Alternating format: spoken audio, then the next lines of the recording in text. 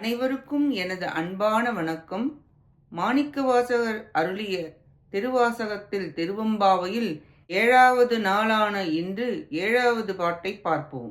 அன்னே இவையும் சிலவோ பல அமரர் உன்னற்கு அறியான் ஒருவன் இரும் சீரான் சின்னங்கள் கேட்ப சிவனின்றி வாய் திறப்பாய் தென்னா என்ன முன்னம் தீசேர் மெழுகுப்பாய் என்னானை என்னரையன் இன்னமுது என்று எல்லோரும் சொன்னோம் கேள் வெவ்வேறா இன்னம் துயிலுதியோ வண்ணெஞ்சம் பேதையற்போர் வாளாயிடத்தியால்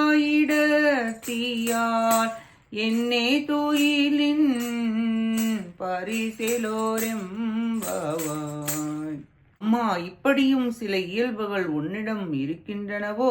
தேவர்கள் பலராலும் நினைப்பதற்கு அரியவனும் ஒப்பு உயர்வு இல்லாதவனும் பெரும் சிறப்பு உடையவனும் ஆகிய சிவபெருமான் எழுந்தருளி வருவதற்கு அடையாளமாக காலம் ஊதும் ஒலி கேட்டவுடனே சிவ என்று நீ வாய் திறப்பாயே, தென்னா என்று அவர் பெயரை சொல்லுதற்கு முன்பே தீயிலிட்ட மெழுகு போல் மனம் உருகுவாயே.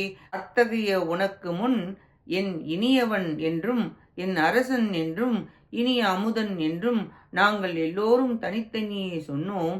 அவையெல்லாம் கேட்டு இன்னமும் உறங்கிக் கொண்டிருக்கின்றாயே. கல் நெஞ்சமா உனக்கு? அறிவில்லாதவள் போல் உணர்ச்சியற்று உள்ளாயே. நித்ராதேவியின் தன்மை இத்தகையதோ என கூறி எழுப்புகிறார்.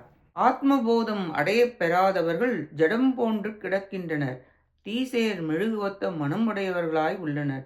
ஆத்மபோதம் பெற விழிப்பு நிலையில் சாத்வீக குணத்தால் இறைவனை போற்றி பாடி பணிந்து வணங்குதல் வேண்டும். தூங்கி காலத்தை வீணடிக்க கூடாது என்று விளக்கி எழுந்திருக்க கூறுகிறார். மீண்டும் அடுத்த பதிவில் அடுத்த பாடலை பார்ப்போம். கேட்ட அனைத்து நல்லுள்ளங்களுக்கும் நன்றியும் வணக்கமும் கூறி விடைபெறுகிறேன். ஓம் நம சிவாய. சிவாய நமக. திருச்சிற்றம்பலம்.